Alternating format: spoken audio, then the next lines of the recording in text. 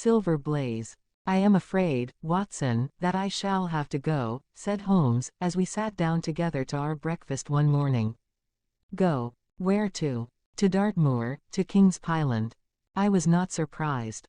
Indeed, my only wonder was that he had not already been mixed up in this extraordinary case, which was the one topic of conversation through the length and breadth of England. For a whole day my companion had rambled about the room with his chin upon his chest and his brows knitted, charging and recharging his pipe with the strongest black tobacco, and absolutely deaf to any of my questions or remarks. Fresh editions of every paper had been sent up by our news agent, only to be glanced over and tossed down into a corner. Yet, silent as he was, I knew perfectly well what it was over which he was brooding. There was but one problem before the public which could challenge his powers of analysis, and that was the singular disappearance of the favourite for the Wessex Cup, and the tragic murder of its trainer. When, therefore, he suddenly announced his intention of setting out for the scene of the drama, it was only what I had both expected and hoped for. "I should be most happy to go down with you if I should not be in the way," said I. "My dear Watson, you would confer a great favour upon me by coming. And I think that your time will not be misspent, for there are points about the case which promise to make it an absolutely unique one. We have, I think, just time to catch our train at Paddington, and I will go further into the matter upon our journey. You would oblige me by bringing with you your very excellent field glass." And so it happened that an hour or so later I found myself in the corner of a first-class carriage flying along en route for Exeter, while Sherlock Holmes, with his sharp, eager face framed in his ear-flapped travelling cap, dipped rapidly into the bundle of fresh papers which he had procured at Paddington. We had left reading far behind us before he thrust the last one of them under the seat, and offered me his cigar case. "We are going well," said he, looking out the window and glancing at his watch. "Our rate at present is 53.5 miles an hour." "I have not observed the quarter-mile posts," said I. "Nor have I, but the telegraph posts upon this line are 60 yards apart, and the calculation is a simple one. I presume that you have looked into this matter of the murder of John Straker and the disappearance of Silver Blaze." "I have seen what the Telegraph and the Chronicle have to say. It is one of those cases where the art of the reasoner should be used rather for the sifting of details than for the acquiring of fresh evidence. The tragedy has been so uncommon, so complete and of such personal importance to so many people, that we are suffering from a plethora of surmise, conjecture, and hypothesis.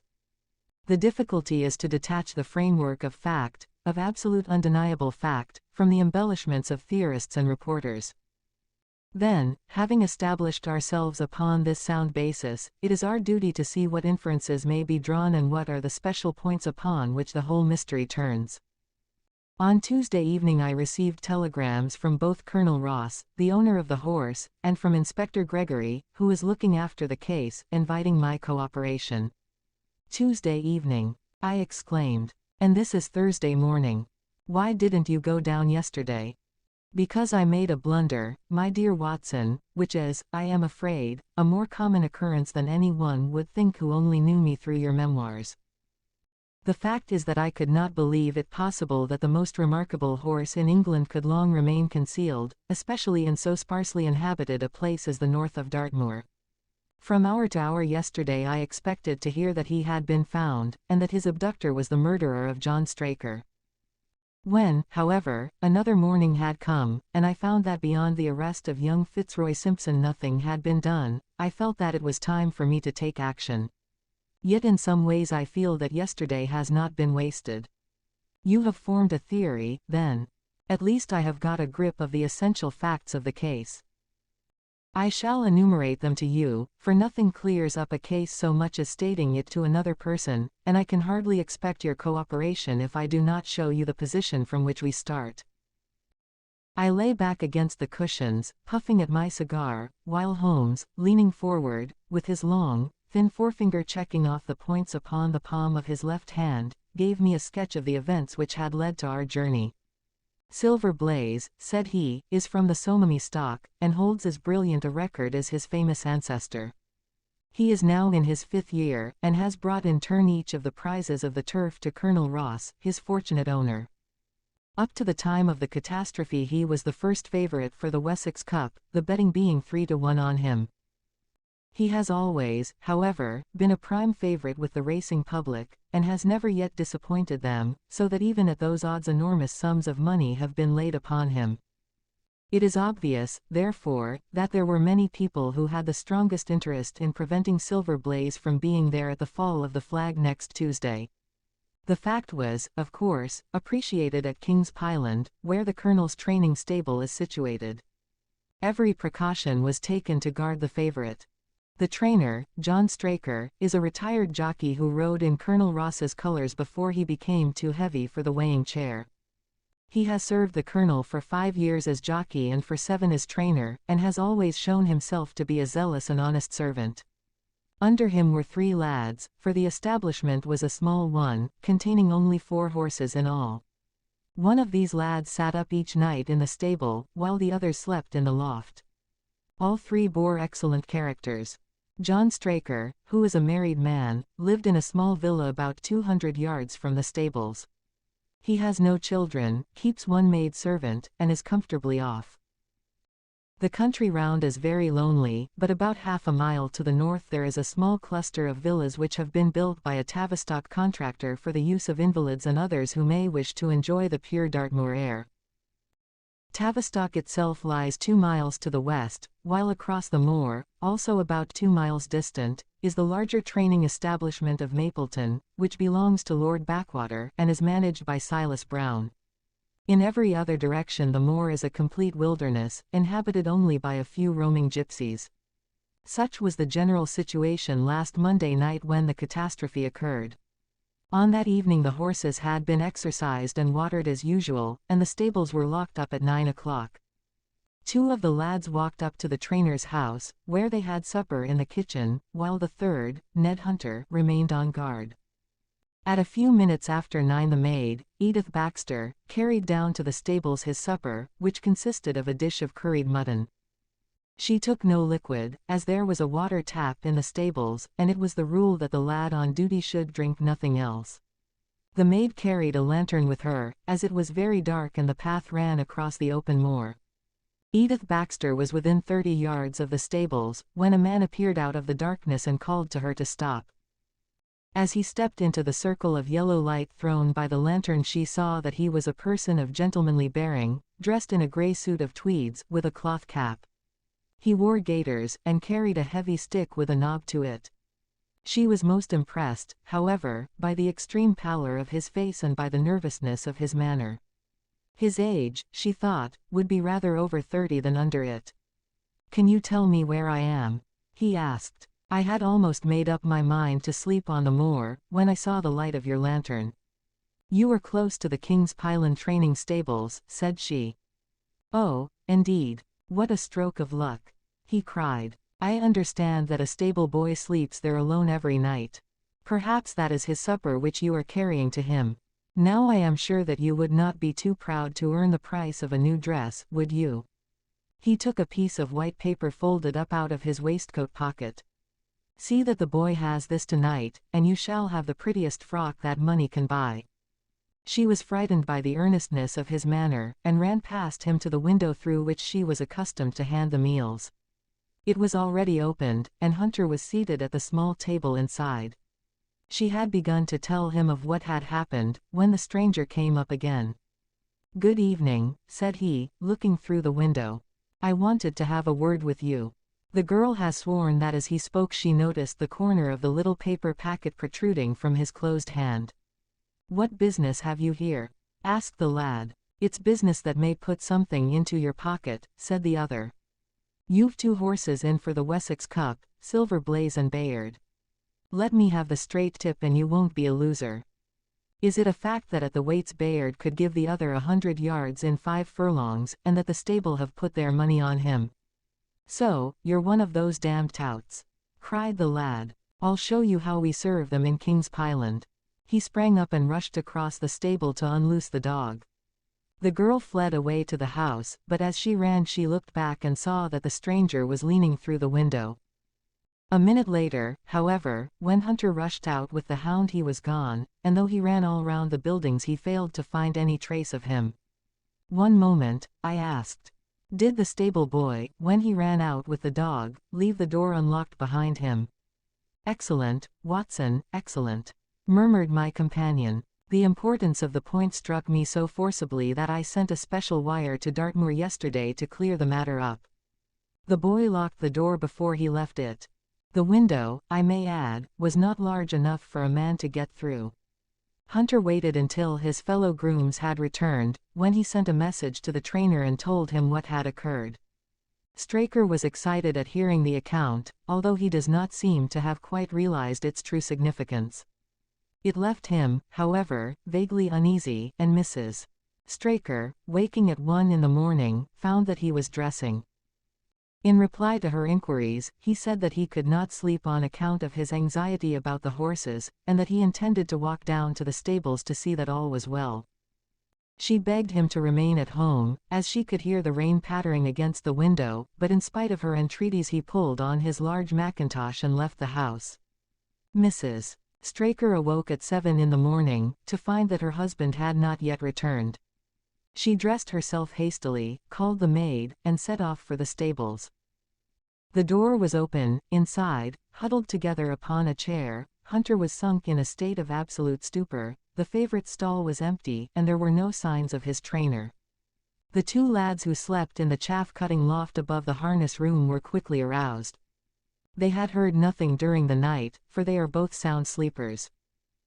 Hunter was obviously under the influence of some powerful drug, and as no sense could be got out of him, he was left to sleep it off while the two lads and the two women ran out in search of the absentees.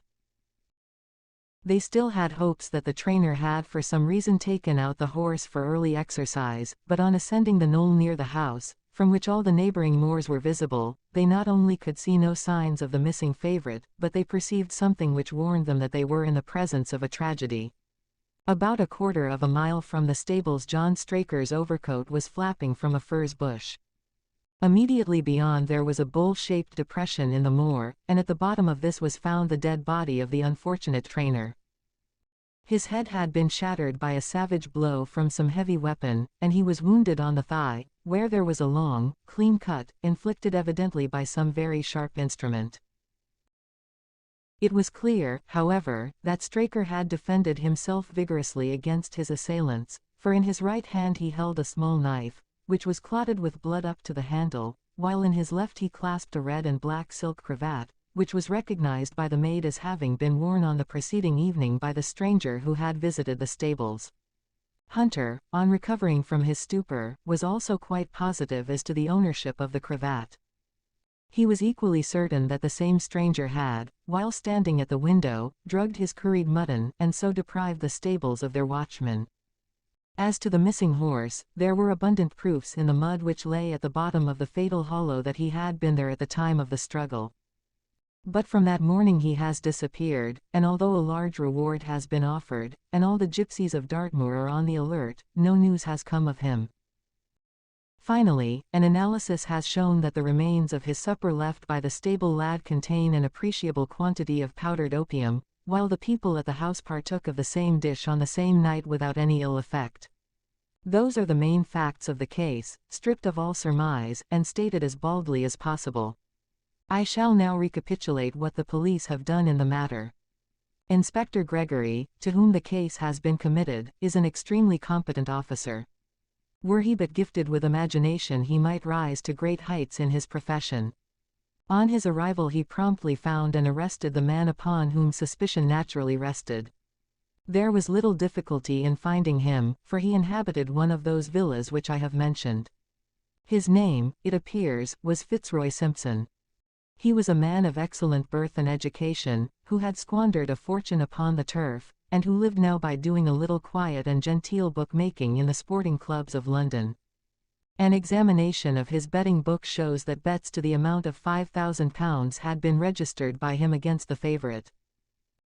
On being arrested he volunteered the statement that he had come down to Dartmoor in the hope of getting some information about the King's Pyland horses, and also about Desborough, the second favourite, which was in charge of Silas Brown at the Mapleton stables. He did not attempt to deny that he had acted as described upon the evening before, but declared that he had no sinister designs and had simply wished to obtain first-hand information. When confronted with his cravat, he turned very pale, and was utterly unable to account for its presence in the hand of the murdered man. His wet clothing showed that he had been out in the storm of the night before, and his stick, which was a Penang lawyer weighted with lead, was just such a weapon as might, by repeated blows, have inflicted the terrible injuries to which the trainer had succumbed. On the other hand, there was no wound upon his person, while the state of Straker's knife would show that one at least of his assailants must bear his mark upon him. There you have it all in a nutshell, Watson, and if you can give me any light I shall be infinitely obliged to you. I had listened with the greatest interest to the statement which Holmes, with characteristic clearness, had laid before me. Though most of the facts were familiar to me, I had not sufficiently appreciated their relative importance, nor their connection to each other. Is it not possible, I suggested, that the incised wound upon Straker may have been caused by his own knife in the convulsive struggles which follow any brain injury? It is more than possible, it is probable, said Holmes. In that case one of the main points in favor of the accused disappears. And yet, said I, even now I fail to understand what the theory of the police can be. I am afraid that whatever theory we state has very grave objections to it, returned my companion. The police imagine, I take it, that this Fitzroy Simpson, having drugged the lad, and having in some way obtained a duplicate key, opened the stable door and took out the horse, with the intention, apparently, of kidnapping him altogether. His bridle is missing, so that Simpson must have put this on.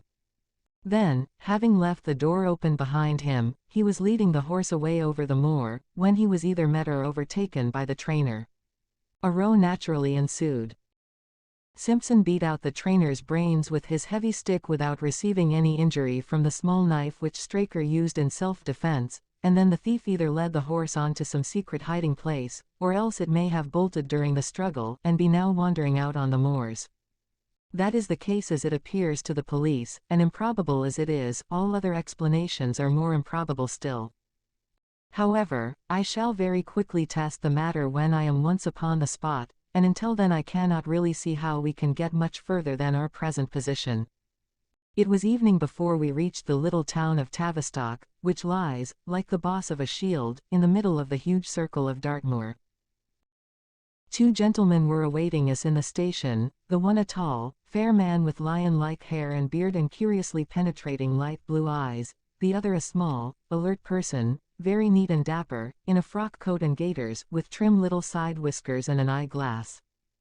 The latter was Colonel Ross, the well-known sportsman, the other, Inspector Gregory, a man who was rapidly making his name in the English detective service. "I am delighted that you have come down, Mr. Holmes," said the colonel. "The inspector here has done all that could possibly be suggested, but I wish to leave no stone unturned in trying to avenge poor Straker and in recovering my horse." "Have there been any fresh developments?" asked Holmes. "I am sorry to say that we have made very little progress," said the inspector. "We have an open carriage outside, and as you would no doubt like to see the place before the light fails, we might talk it over as we drive." A minute later we were all seated in a comfortable landau, and were rattling through the quaint old Devonshire city.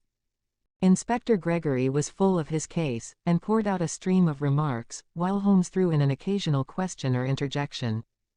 Colonel Ross leaned back with his arms folded and his hat tilted over his eyes, while I listened with interest to the dialogue of the two detectives. Gregory was formulating his theory, which was almost exactly what Holmes had foretold in the train. "The net is drawn pretty close round Fitzroy Simpson," he remarked, "and I believe myself that he is our man. At the same time I recognize that the evidence is purely circumstantial, and that some new development may upset it. How about Straker's knife? We have quite come to the conclusion that he wounded himself in his fall. My friend Drive, Watson made that suggestion to me as we came down. If so, it would tell against this man Simpson. Undoubtedly. He has neither a knife nor any sign of a wound. The evidence against him is certainly very strong. He had a great interest in the disappearance of the favorite. He lies under suspicion of having poisoned the stable boy. He was undoubtedly out in the storm, He was armed with a heavy stick, and his cravat was found in the dead man's hand. I really think we have enough to go before a jury.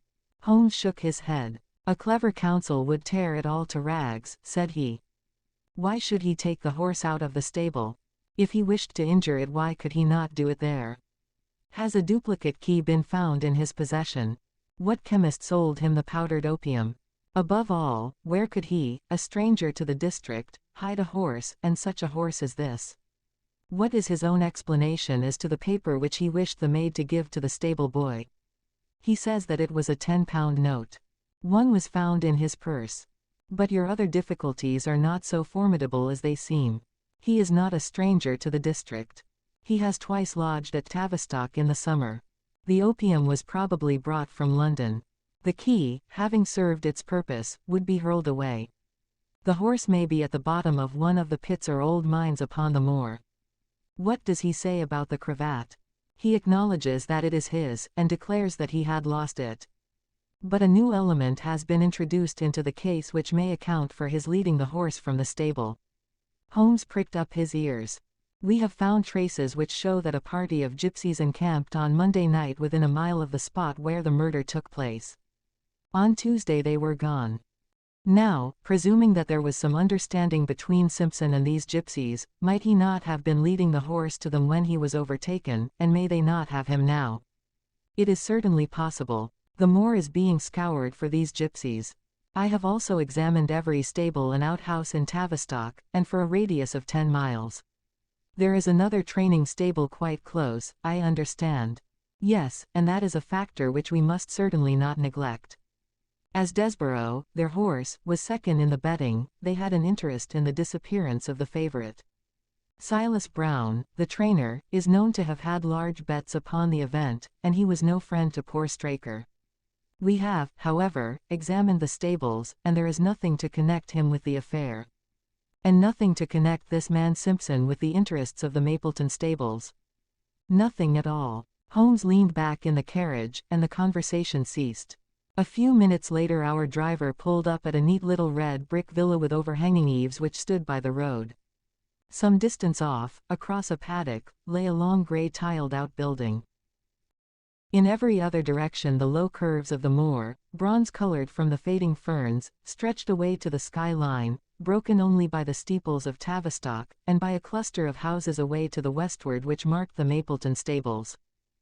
We all sprang out with the exception of Holmes, who continued to lean back with his eyes fixed upon the sky in front of him, entirely absorbed in his own thoughts. It was only when I touched his arm that he roused himself with a violent start and stepped out of the carriage. "Excuse me," said he, turning to Colonel Ross, who had looked at him in some surprise. "I was daydreaming." There was a gleam in his eyes and a suppressed excitement in his manner which convinced me, used as I was to his ways, that his hand was upon a clue, though I could not imagine where he had found it. "Perhaps you would prefer at once to go on to the scene of the crime, Mr. Holmes," said Gregory. "I think that I should prefer to stay here a little and go into one or two questions of detail. Straker was brought back here, I presume?" "Yes, he lies upstairs. The inquest is tomorrow. He has been in your service some years, Colonel Ross. I have always found him an excellent servant. I presume that you made an inventory of what he had in his pockets at the time of his death, Inspector. I have the things themselves in the sitting room, if you would care to see them." "I should be very glad." We all filed into the front room and sat round the central table while the inspector unlocked a square tin box and laid a small heap of things before us. There was a box of Vestas, 2 inches of tallow candle, an ADP briar root pipe, a pouch of seal skin with half an ounce of long-cut Cavendish, a silver watch with a gold chain, 5 sovereigns in gold, an aluminum pencil case, a few papers, and an ivory-handled knife with a very delicate, inflexible blade marked Weiss and Company, London. "This is a very singular knife," said Holmes, lifting it up and examining it minutely. "I presume, as I see blood stains upon it, that it is the one which was found in the dead man's grasp. Watson, this knife is surely in your line." "It is what we call a cataract knife," said I. "I thought so. A very delicate blade devised for very delicate work. A strange thing for a man to carry with him upon a rough expedition, especially as it would not shut in his pocket. The tip was guarded by a disc of cork which we found beside his body, said the inspector. His wife tells us that the knife had lain upon the dressing table, and that he had picked it up as he left the room. It was a poor weapon, but perhaps the best that he could lay his hands on at the moment. Very possible. How about these papers? 3 of them are receipted hay dealers' accounts. One of them is a letter of instructions from Colonel Ross. This other is a milliner's account for £37.15 made out by Madame Lesurier, of Bond Street, to William Derbyshire. Mrs. Straker tells us that Derbyshire was a friend of her husband's and that occasionally his letters were addressed here. Madame Derbyshire had somewhat expensive tastes, remarked Holmes, glancing down the account.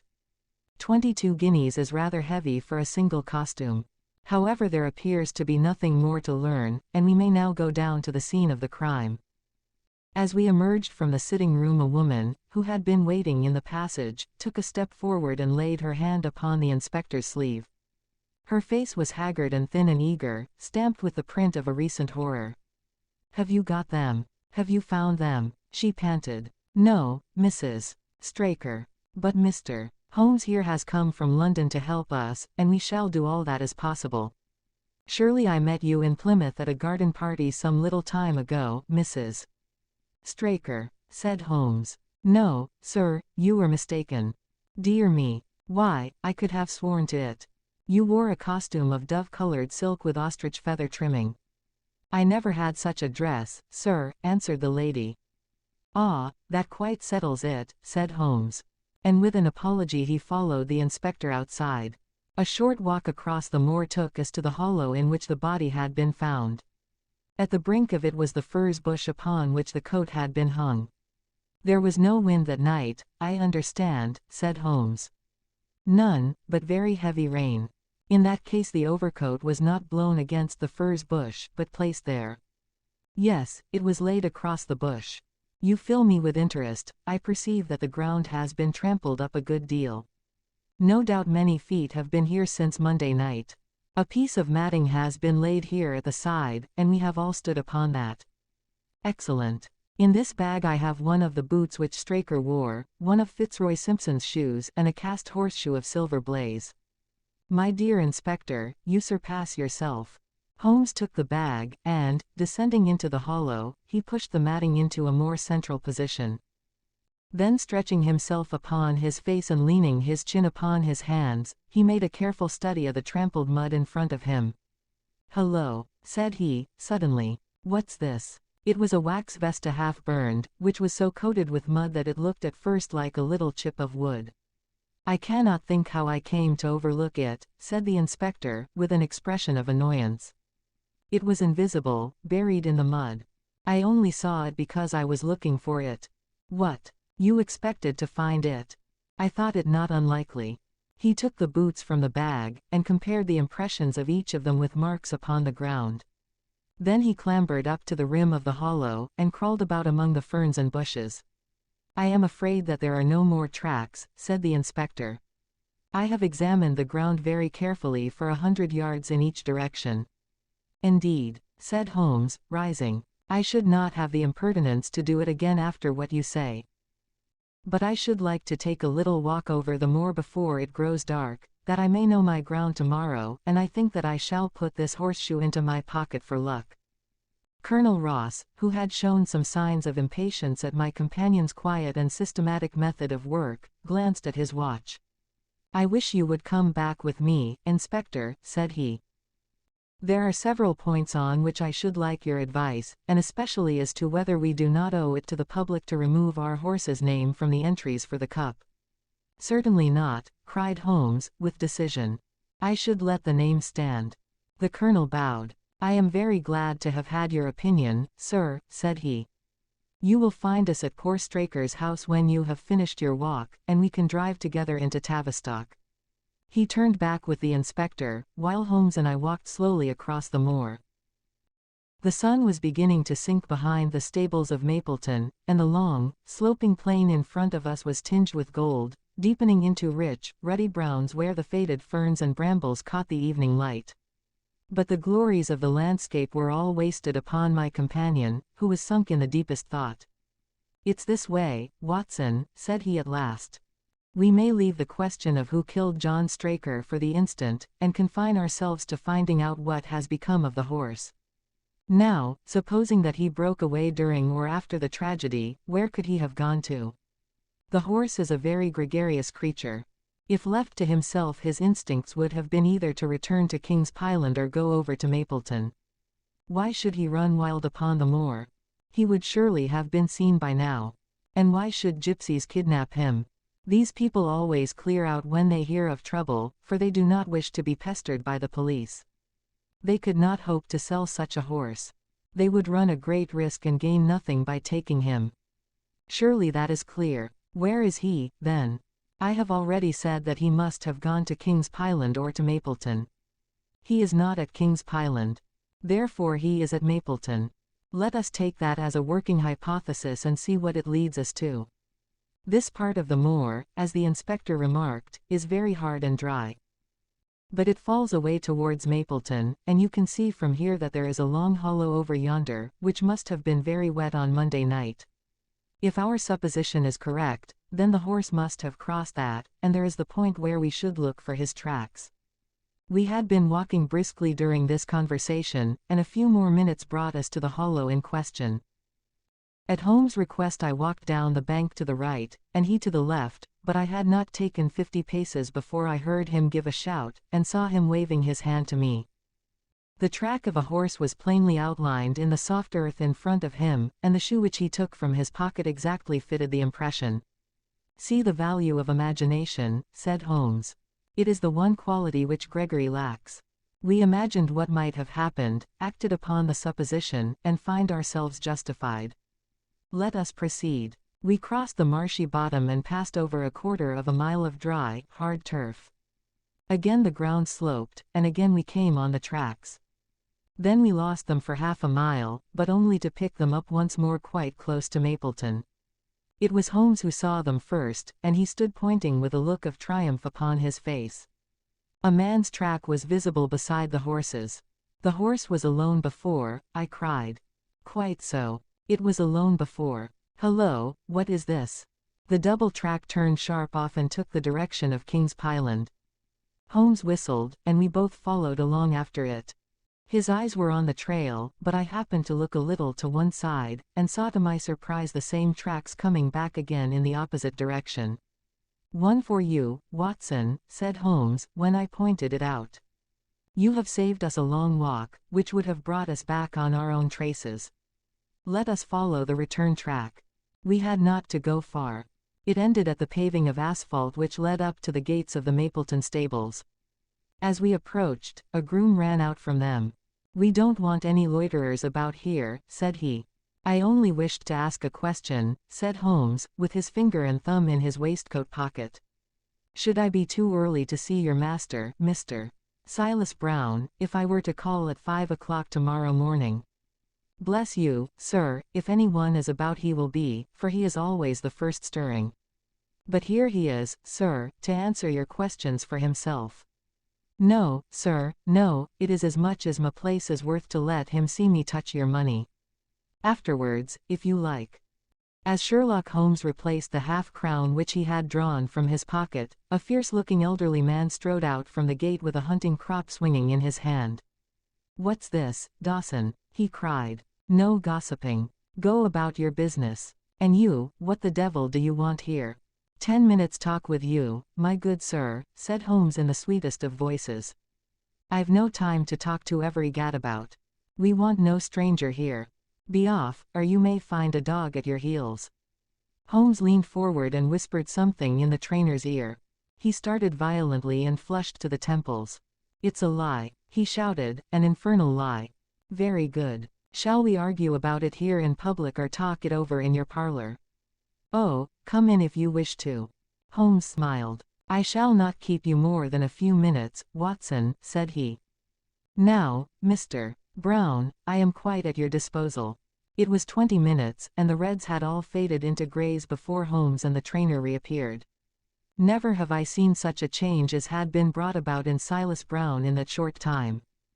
His face was ashy pale, beads of perspiration shone upon his brow, and his hands shook until the hunting crop wagged like a branch in the wind. His bullying, overbearing manner was all gone too, and he cringed along at my companion's side like a dog with its master. "Your instructions will be done." "It shall all be done," said he. "There must be no mistake," said Holmes, looking round at him. The other winced as he read the menace in his eyes. "Oh no, there shall be no mistake. It shall be there. Should I change it first or not?" Holmes thought a little and then burst out laughing. "No, don't," said he, "I shall write to you about it. No tricks, now, or... Oh, you can trust me, you can trust me." "Yes, I think I can." "Well, you shall hear from me tomorrow." He turned upon his heel, disregarding the trembling hand which the other held out to him, and we set off for King's Pyland. A more perfect compound of the bully, coward, and sneak than Master Silas Brown I have seldom met with, remarked Holmes as we trudged along together. "He has the horse, then." He tried to bluster out of it, but I described to him so exactly what his actions had been upon that morning that he is convinced that I was watching him. Of course you observed the peculiarly square toes in the impressions, and that his own boots exactly corresponded to them. Again, of course no subordinate would have dared to do such a thing. I described to him how, when according to his custom he was the first down, he perceived a strange horse wandering over the moor. How he went out to it, and his astonishment at recognizing, from the white forehead which has given the favorite its name, that chance had put in his power the only horse which could beat the one upon which he had put his money. Then I described how his first impulse had been to lead him back to King's Pyland, and how the devil had shown him how he could hide the horse until the race was over, and how he had led it back and concealed it at Mapleton. When I told him every detail he gave it up and thought only of saving his own skin.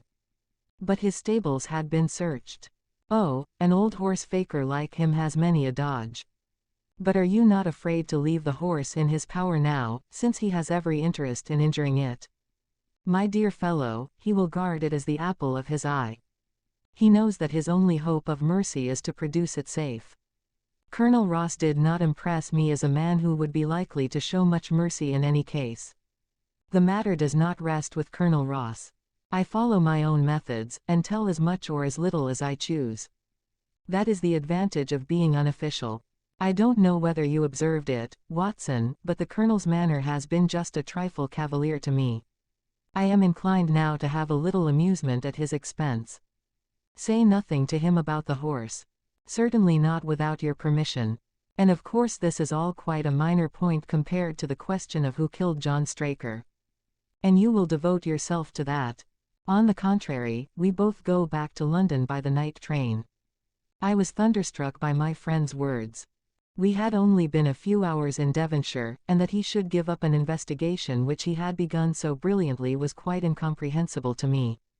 Not a word more could I draw from him until we were back at the trainer's house. The Colonel and the inspector were awaiting us in the parlour. "My friend and I returned to town by the night express," said Holmes. "We have had a charming little breath of your beautiful Dartmoor air." The inspector opened his eyes, and the Colonel's lip curled in a sneer. "So you despair of arresting the murderer of poor Straker," said he. Holmes shrugged his shoulders. "There are certainly grave difficulties in the way," said he. "I have every hope, however, that your horse will start upon Tuesday, and I beg that you will have your jockey in readiness. Might I ask for a photograph of Mr. John Straker?" The inspector took one from an envelope and handed it to him.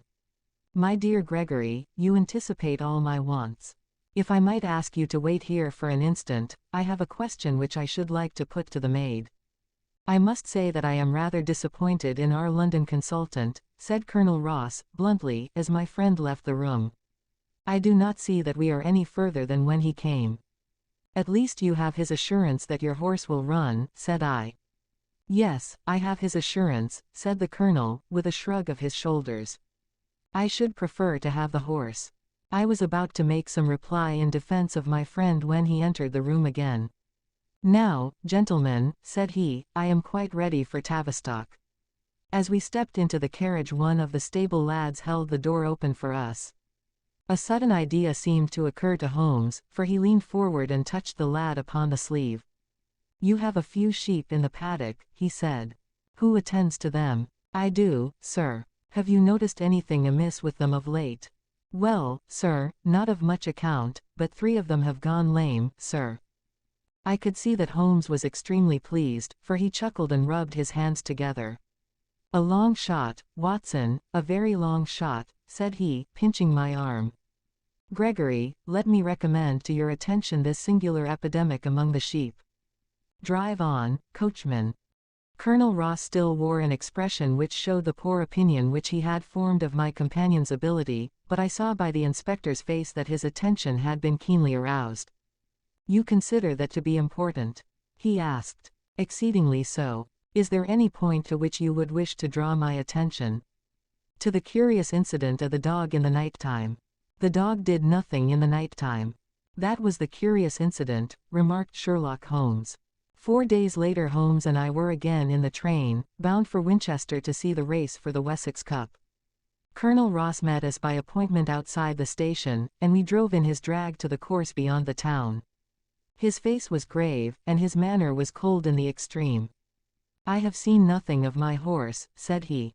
I suppose that you would know him when you saw him? Asked Holmes. The colonel was very angry. I have been on the turf for 20 years, and never was asked such a question as that before, said he. A child would know Silver Blaze, with his white forehead and his mottled-off foreleg. How is the betting? Well, that is the curious part of it. You could have got 15 to 1 yesterday, but the price has become shorter and shorter, until you can hardly get 3 to 1 now. Said Holmes. Somebody knows something, that is clear. As the drag drew up in the enclosure near the grand stand I glanced at the card to see the entries. Wessex Plate, it ran 50 sovs, each featuring with 1,000 sovs, added, for 4 and 5-year-olds. Second, £300. Third, £200. New course 1 mile and 5 furlongs. .1. Mr. Heath Newton's The Negro.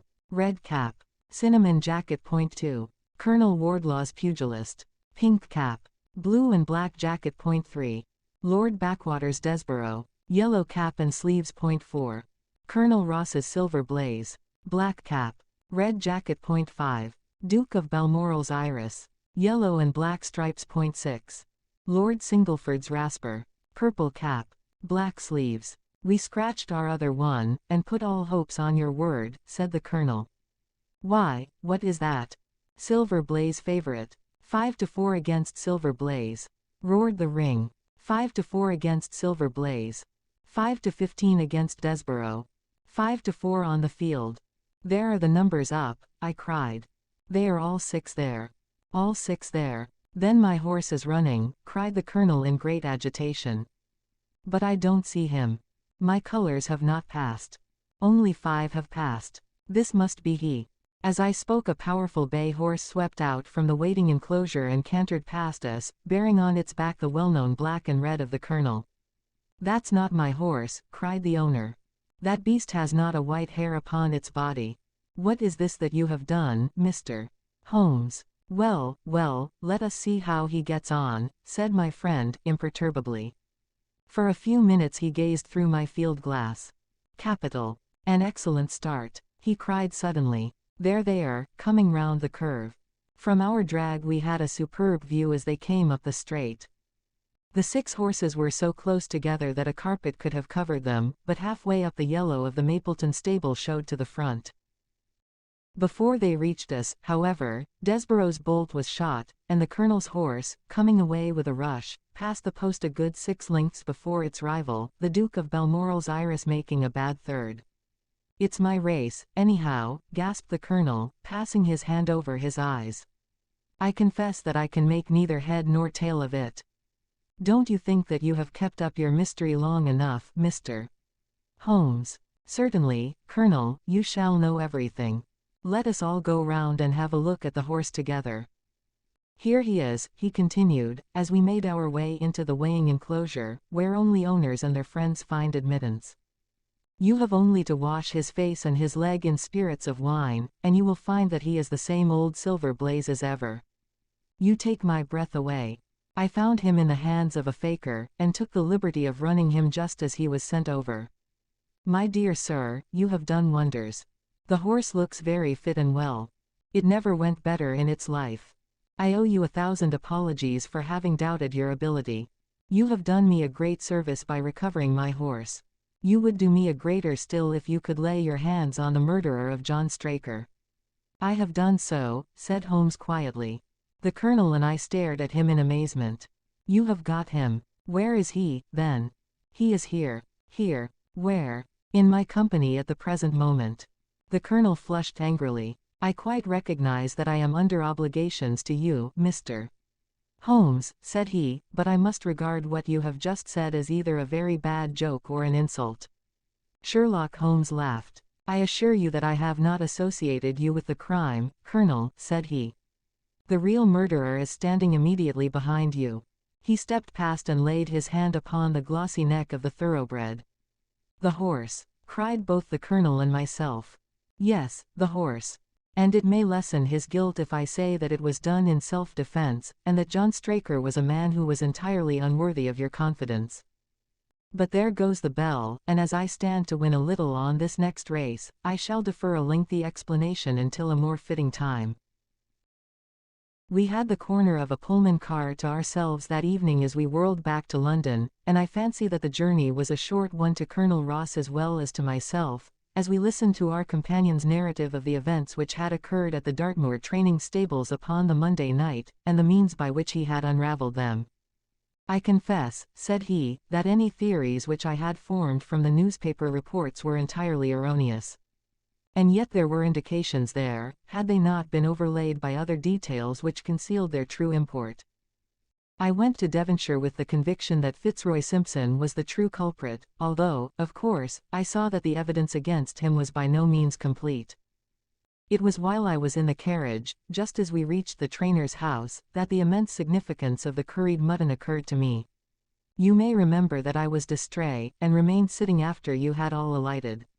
I was marveling in my own mind how I could possibly have overlooked so obvious a clue.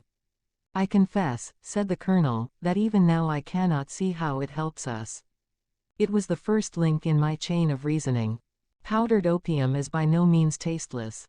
The flavor is not disagreeable, but it is perceptible. Were it mixed with any ordinary dish, the eater would undoubtedly detect it, and would probably eat no more. A curry was exactly the medium which would disguise this taste. By no possible supposition could this stranger, Fitzroy Simpson, have caused curry to be served in the trainer's family that night, and it is surely too monstrous a coincidence to suppose that he happened to come along with powdered opium upon the very night when a dish happened to be served which would disguise the flavor. That is unthinkable. Therefore Simpson becomes eliminated from the case, and our attention centers upon Straker and his wife, the only two people who could have chosen curried mutton for supper that night. The opium was added after the dish was set aside for the stable boy, for the others had the same for supper with no ill effects. Which of them, then, had access to that dish without the maid seeing them? Before deciding that question I had grasped the significance of the silence of the dog, for one true inference invariably suggests others. The Simpson incident had shown me that a dog was kept in the stables, and yet, though someone had been in and had fetched out a horse, he had not barked enough to arouse the two lads in the loft. Obviously the midnight visitor was someone whom the dog knew well. I was already convinced, or almost convinced, that John Straker went down to the stables in the dead of the night and took out Silver Blaze. For what purpose? For a dishonest one, obviously, or why should he drug his own stable boy? And yet I was at a loss to know why. There have been cases before now where trainers have made sure of great sums of money by laying against their own horses, through agents, and then preventing them from winning by fraud. Sometimes it is a pulling jockey. Sometimes it is some surer and subtler means. What was it here? I hoped that the contents of his pockets might help me to form a conclusion. And they did so. You cannot have forgotten the singular knife which was found in the dead man's hand, a knife which certainly no sane man would choose for a weapon. It was, as Dr.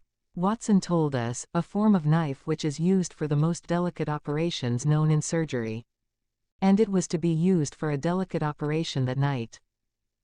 You must know, with your wide experience of turf matters, Colonel Ross, that it is possible to make a slight nick upon the tendons of a horse's ham, and to do it subcutaneously, so as to leave absolutely no trace. A horse so treated would develop a slight lameness, which would be put down to a strain in exercise or a touch of rheumatism, but never to foul play. Villain! Scoundrel! Cried the colonel. We have here the explanation of why John Straker wished to take the horse out onto the moor. So spirited a creature would have certainly roused the soundest of sleepers when it felt the prick of the knife. It was absolutely necessary to do it in the open air. I have been blind, cried the colonel. Of course that was why he needed the candle, and struck the match. Undoubtedly. But in examining his belongings I was fortunate enough to discover not only the method of the crime, but even its motives. As a man of the world, Colonel, you know that men do not carry other people's bills about in their pockets. We have most of us quite enough to do to settle our own. I at once concluded that Straker was leading a double life, and keeping a second establishment.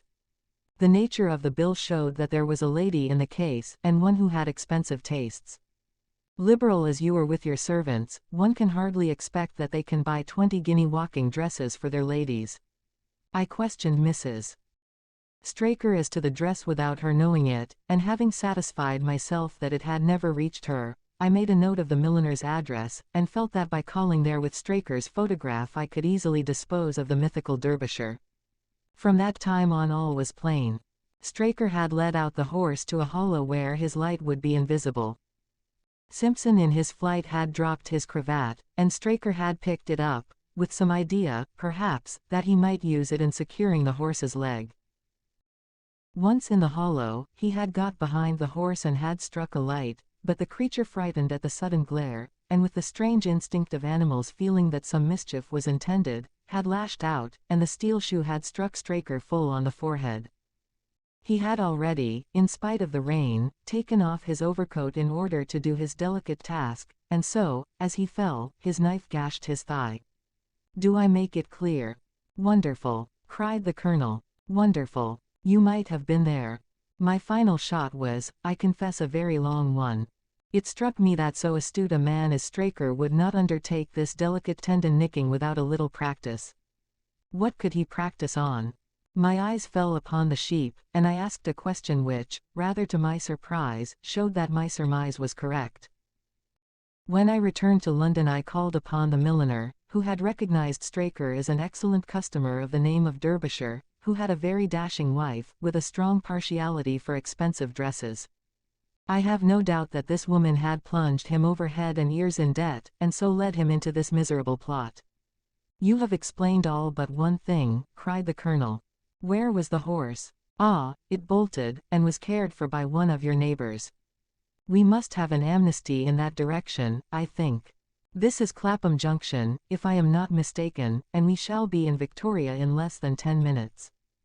If you care to smoke a cigar in our rooms, Colonel, I shall be happy to give you any other details which might interest you.